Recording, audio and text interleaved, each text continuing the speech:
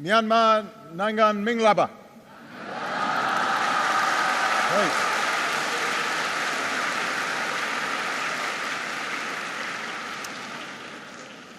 I am very honored to be here at this university and to be the first President of the United States of America to visit your country. I came here because of the importance of your country. You live at the crossroads of East and South Asia. You border the most populated nations on the planet. You have a history that reaches back thousands of years and the ability to help determine the destiny of the fastest growing region of the world. I came here because of the beauty and diversity of your country. I've seen just earlier today the golden stupa of Shwedagon and have been moved by the timeless idea of metta, the belief that our time on this earth can be defined by tolerance and by love. And I know this land reaches from the crowded neighborhoods of this old city to the homes of more than 60,000 villages, from the peaks of the Himalayas, the forests of Karen State, to the banks of the Irrawaddy River. I came here because of my respect for this university. It was here at this school where opposition to colonial rule first took hold. It was here that Aung San edited a magazine before leading an independence movement. It was here that U Thant learned the ways of the world before guiding it at the United Nations. Here, scholarship thrived during the last century, and students demanded their basic human rights. Now, your parliament has at last passed a resolution to revitalize this university, and it must reclaim its greatness because the future of this country will be determined by the education of its youth. I came here because of the history between our two countries. A century ago, American traders, merchants, and missionaries came here to build bonds of faith and commerce and friendship. And from within these borders, in World War II, our pilots flew into China, and many of our troops gave their lives. Both of our nations emerged from the British Empire, and the United States was among the first countries to recognize an independent Union of Burma. We were proud to found an American center in Rangoon and to build exchanges with schools like this one. And through decades of differences, Americans have been united in their affection for this country and its people. Above all, I came here because of America's belief in human dignity. Over the last several decades, our two countries became strangers. But today, I can tell you that we always remained hopeful about the people of this country, about you. You gave us hope, and we bore witness to your courage. We saw the activists dressed in white visit the families of political prisoners on Sundays, and monks dressed in saffron protesting peacefully in the streets. We learned of ordinary people who organized relief teams to respond to a cyclone, and heard the voices of students and the beats of hip-hop artists projecting the sound of freedom. We came to know exiles and refugees who never lost touch with their families or their ancestral home. And we were inspired by the fierce dignity of Daw Aung San Suu Kyi, as she proved that no human being can truly be imprisoned if hope burns in your heart. When I took office as president, I sent a message to those governments who ruled by fear. I said in my inauguration address, we will extend a hand if you're willing to unclench your fist. And over the last year and a half, a dramatic transition has begun, as a dictatorship of 5 decades has loosened its grip. Under President Thein Sein, the desire for change has been met by an agenda for reform. A civilian now leads the government, and a parliament is asserting itself. The once outlawed National League for Democracy stood in an election, and Aung San Suu Kyi is a member of parliament. Hundreds of prisoners of conscience have been released, and forced labor has been banned. Preliminary ceasefires have been reached with ethnic armies, and new laws allow for a more open economy. So today I've come to keep my promise and extend the hand of friendship. America now has an ambassador in Rangoon. Sanctions have been eased, and we will help rebuild an economy that can offer opportunity for its people and serve as an engine of growth for the world. But this remarkable journey has just begun and has much further to go. Reforms launched from the top of society must meet the aspirations of citizens who form its foundation. The flickers of progress that we have seen must not be extinguished. They must be strengthened. They must become a shining North Star for all this nation's people. And your success in that effort is important to the United States as well as to me. Even though we come from different places, we share common dreams: to choose our leaders, to live together in peace, to get an education and make a good living, to love our families and our communities. That's why freedom is not an abstract idea. Freedom is the very thing that makes human progress possible, not just at the ballot box, but in our daily lives. One of our greatest presidents in the United States, Franklin Delano Roosevelt, understood this truth. He defined America's cause as more than the right to cast a ballot. He understood democracy was not just voting. He called upon the world to embrace 4 fundamental freedoms: freedom of speech, freedom of worship, freedom from want, and freedom from fear. These 4 freedoms reinforce one another, and you cannot fully realize one without realizing them all. So that's the future that we seek for ourselves and for all people, and that's what I want to speak to you about today. First, we believe in the right of free expression so that the voices of ordinary people can be heard and governments reflect their will, the people's will. In the United States, for more than 2 centuries, we've worked to keep this promise for all of our citizens, to win freedom for those who were enslaved, to extend the right to vote for women and African Americans, to protect the rights of workers to organize.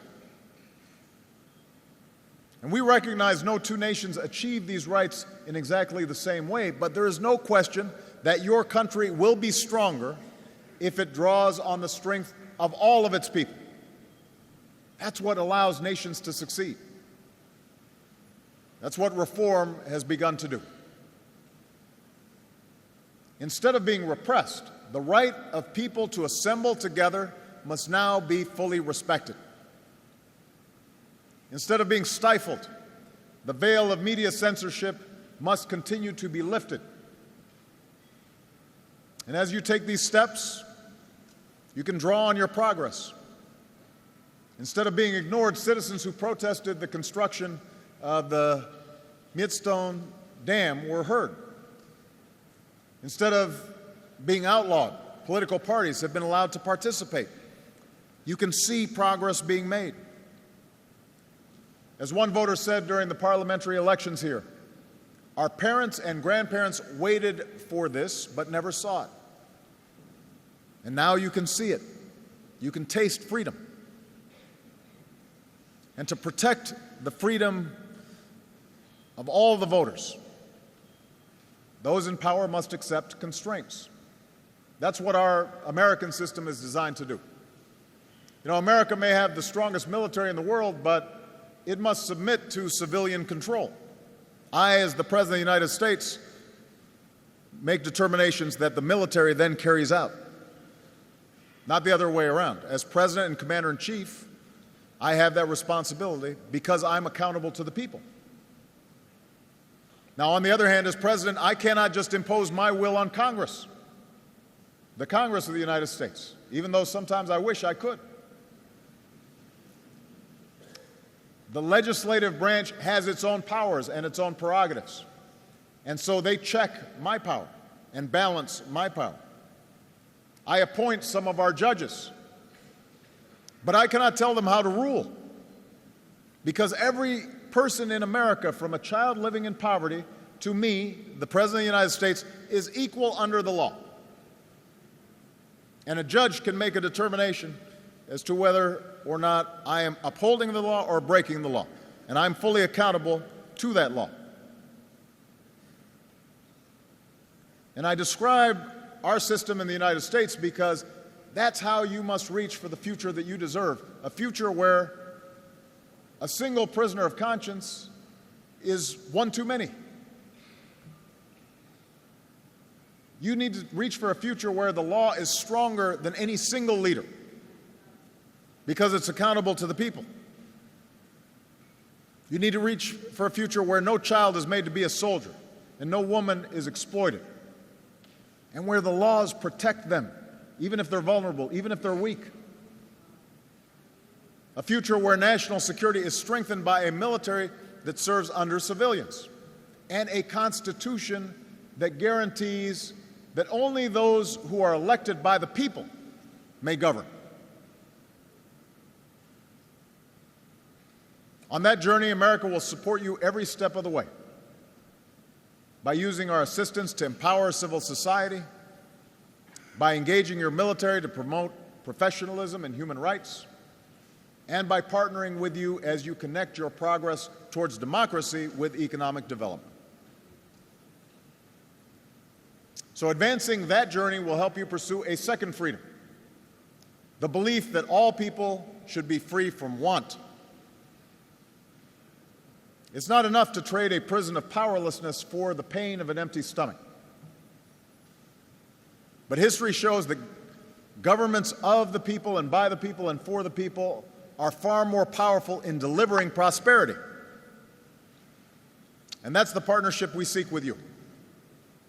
You know, when ordinary people have a say in their own future, then your land can't just be taken away from you. And that's why reforms must ensure that the people of this nation can have that most fundamental of possessions, the right to own the title to the land on which you live and on which you work. When your talents are unleashed, then opportunity will be created for all people. America is lifting our ban on companies doing business here, and your government has lifted restrictions on investment and taken steps to open up your economy. And now, as more wealth flows into your borders, we hope and expect that it will lift up more people. It can't just help folks at the top. It has to help everybody. And that kind of economic growth where everybody has opportunity, if you work hard, you can succeed. That's what gets a nation moving rapidly when it comes to development. But that kind of growth can only be created if corruption is left behind. For investment to lead to opportunity, reform must promote budgets that are transparent and industry that is privately owned. To lead by example, America now insists that our companies meet high standards of openness and transparency if they're doing business here.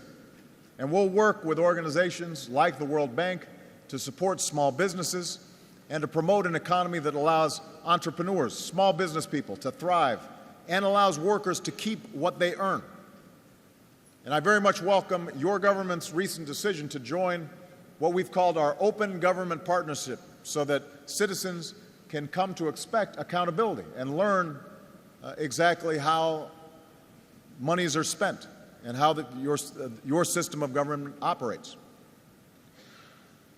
Above all, when your voices are heard in government, it's far more likely that your basic needs will be met. And that's why reform must reach the daily lives of those who are hungry and those who are ill and those who live without electricity or water. And here, too, America will do our part working with you. Today I was proud to reestablish our USAID mission in this country, which is our lead development agency. And the United States wants to be a partner in helping this country, which used to be the Rice Bowl of Asia, to reestablish its capacity to feed its people and to care for its sick and educate its children and build its democratic institutions as you continue down the path of reform. This country is famous for its natural resources, and they must be protected against exploitation. And let us remember that in a global economy, a country's greatest resource is its people. So by investing in you, this nation can open the door for far more prosperity, because unlocking a nation's potential depends on empowering all its people, especially its young people. Just as education is the key to America's future, it is going to be the key to your future as well. And so we look forward to working with you, as we have with many of your neighbors, to extend that opportunity and to deepen exchanges among our students. We want students from this country to travel to the United States and learn from us, and we want U.S. students to come here and learn from you. And this truth leads me to the third freedom that I want to discuss, the freedom of worship. The freedom to worship as you please, and your right to basic human dignity. This country, like my own country, is blessed with diversity. Not everybody looks the same. Not everybody comes from the same region. Not everybody worships in the same way. In your cities and towns, there are pagodas and temples and mosques and churches standing side by side. Well over 100 ethnic groups have been a part of your story. Yet within these borders, we've seen some of the world's longest-running insurgencies, which have cost countless lives and torn families and communities apart and stood in the way of development. No process of reform will succeed without national reconciliation.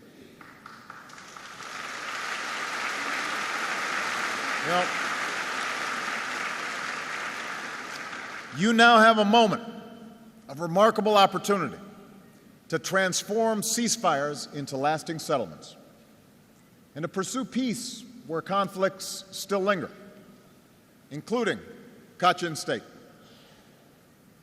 Those efforts must lead to a more just and lasting peace, including humanitarian access to those in need and a chance for the displaced to return home. Today we look at the recent violence in Rakhine State that has caused so much suffering, and we see the danger of continued tensions there. For too long, the people of this state, including ethnic Rakhine, have faced crushing poverty and persecution. But there's no excuse for violence against innocent people. And the Rohingya hold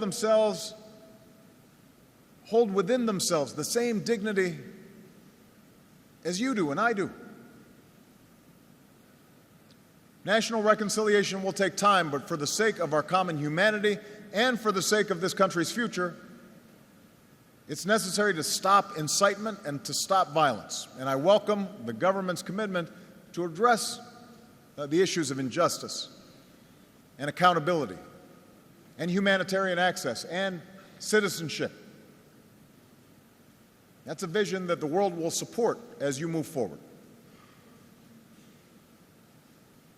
Every nation struggles to define citizenship. America has had great debates about these issues, and those debates continue to this day because we're a nation of immigrants, people coming from every different part of the world. But what we've learned in the United States is that there are certain principles that are universal apply to everybody, no matter what you look like, no matter where you come from, no matter what religion you practice. The right of people to live without the threat that their families may be harmed or their homes may be burned simply because of who they are or where they come from. Only the people of this country ultimately can define your union, can define what it means to be a citizen of this country. But I have confidence that as you do that, you can draw on the diversity as a strength and not a weakness. Your country will be stronger because of many different cultures, but you have to seize that opportunity. You have to recognize that strength. I say this because my own country and my own life have taught me the power of diversity. You know, the United States of America is a nation of Christians and Jews and Muslims and Buddhists and Hindus and non-believers. Our story is shaped by every language. It's enriched by every culture. We have people from every corners of the world. We've tasted the bitterness of civil war and segregation. But our history shows us that hatred in the human heart can recede, that the lines between races and tribes can fade away. And what's left is a simple truth. E pluribus unum. That's what we say in America. Out of many, we are one nation, and we are one people. And that truth has time and again made our union stronger. It has made our country stronger. It's part of what has made America great. We amended our Constitution to extend the democratic principles that we hold dear. And I stand before you today as president of the most powerful nation on earth, but recognizing that once the color of my skin would have denied me the right to vote. And so that should give you some sense that if our country can transcend its differences, then yours can too. Every human being within these borders is a part of your nation's story, and you should embrace that. That's not a source of weakness, that's a source of strength, if you recognize it. And that brings me to the final freedom that I'll discuss today, and that is the right of all people to live free from fear. In many ways, fear is the force that stands between human beings and their dreams. Fear of conflict and the weapons of war, fear of a future that's different from the past, fear of changes that are reordering our societies and our economy, fear of people who look different or come from a different place or worship in a different way.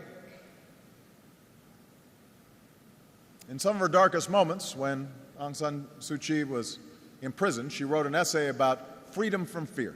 She said, "Fear of losing corrupts those who wield it. Fear of losing power corrupts those who wield it. And fear of the scourge of power corrupts those who are subject to it." That's the fear that you can leave behind. We see that chance in leaders who are beginning to understand that power comes from appealing to people's hopes, not people's fears. We see it in citizens who insist that this time must be different, that this time change will come and will continue. As Aung San Suu Kyi wrote, "Fear is not the natural state of civilized man." I believe that. And today, you are showing the world that fear does not have to be the natural state of life in this country. That's why I'm here. That's why I came to Rangoon. And that's why what happens here is so important, not only to this region, but to the world. Because you're taking a journey that has the potential to inspire so many people.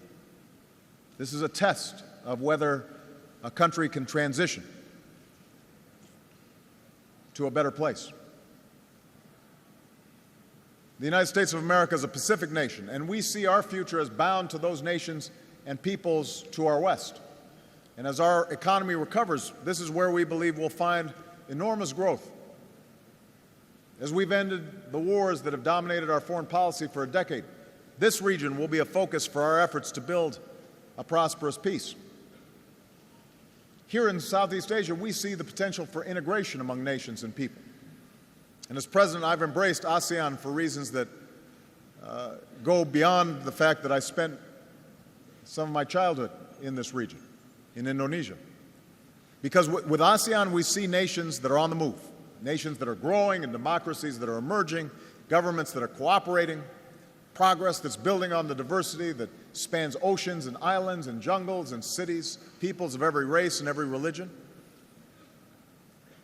This is what the 21st century should look like if we have the courage to put aside our differences and move forward with a sense of mutual interest and mutual respect.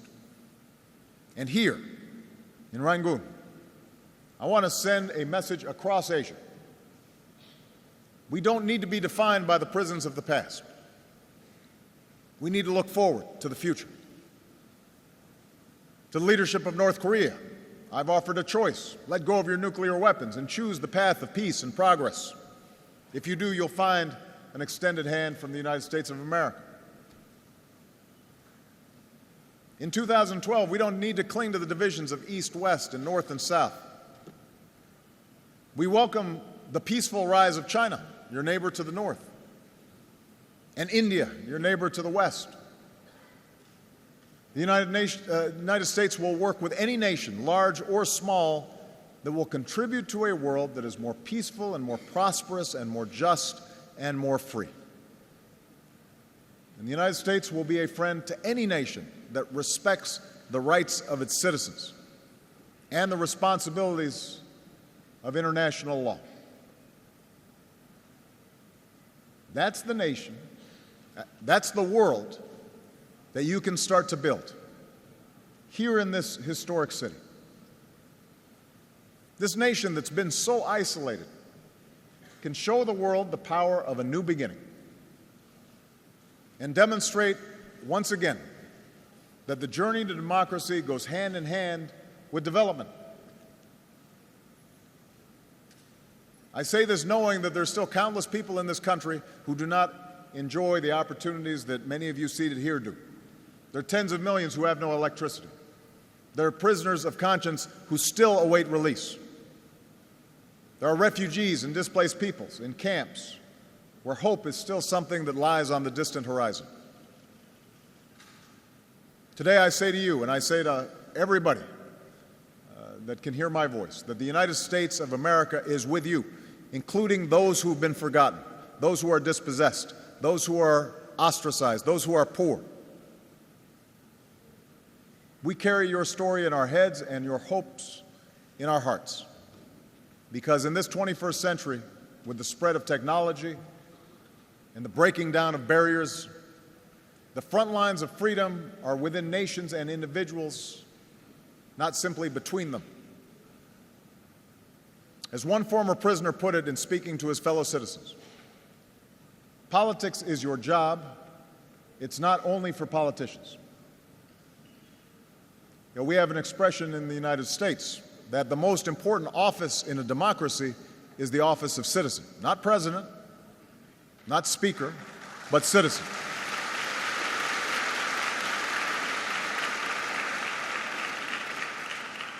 So as extraordinary and difficult and challenging and sometimes frustrating as this journey may seem, in the end, you, the citizens of this country, are the ones who must define what freedom means. You're the ones who are going to have to seize freedom, because a true revolution of the spirit begins in each of our hearts. It requires the kind of courage that so many of your leaders have already displayed. The road ahead will be marked by huge challenges, and there will be those who resist the forces of change. But I stand here with confidence that something is happening in this country that cannot be reversed. And the will of the people can lift up this nation and set a great example for the world. And you will have in the United States of America a partner on that long journey. So, Jesutin Bade.